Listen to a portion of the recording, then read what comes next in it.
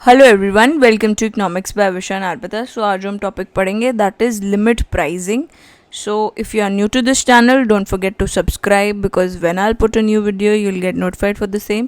Also, there's a good news that we are launched a new batch for 2021 wherein you will be provided with online lectures, solved previous year के question papers रहेंगे, study material रहेगा, regular test रहेंगे, as well as revision capsules रहेंगे.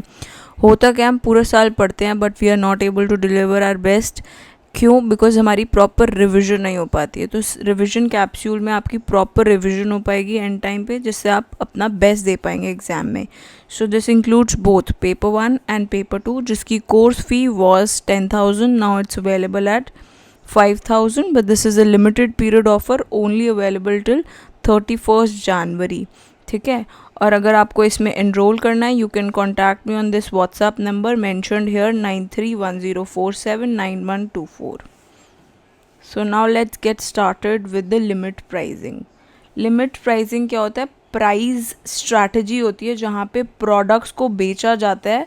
Seller जो है lower price पे बेचता है, एवरेज कॉस्ट ऑफ प्रोडक्शन से भी कम में बेचता है, कि अगर कोई नई फर्म आई है वो अनप्रॉफिटेबल हो उस प्राइस पे बेचने पे और वो एग्जिट कर जाए मार्केट को.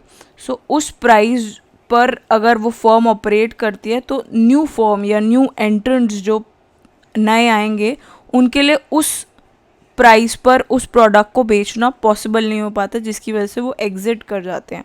ठीक है. सो ये प्राइसिंग पॉलिसी यूज़ कौन करता है? This is basically use by monopolist, कि वो डिस्करेज कर पाएँ एंट्री न्यू फर्म्स की, एंट्री फर्म्स की नई मार्केट के अंदर पॉसिबल ना हो पाए. तो ये प्राइसिंग स्ट्रैटेजी यूज़ होती है, बट ये कई कंट्रीज़ में इलीगल भी मानी जाती है.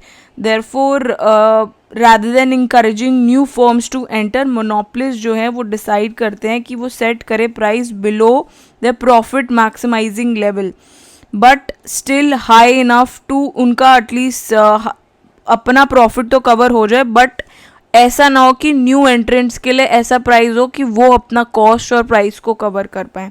सो लिमिट प्राइस जो है वो इफ़ेक्टिव होती है. मोनोपोलिस्ट जो है they have to decrease the price to ऐसा पॉइंट जहाँ पे न्यू फर्म जो है that they are not able to make any profit और एंटर करना उनके लिए मुश्किल हो जाए.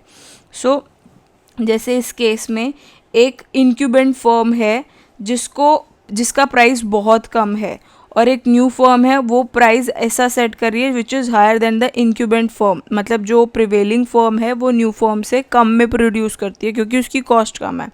तो ऐसा प्राइस इंक्यूबेंट फर्म सेट करती है कि न्यू फर्म्स के लिए वहाँ पर रहना मुश्किल हो जाए, कि वो अपने कॉस्ट वगैरह कुछ भी कवर ना कर पाए और वो अपने आप एग्जिट कर जाए उस मार्केट से.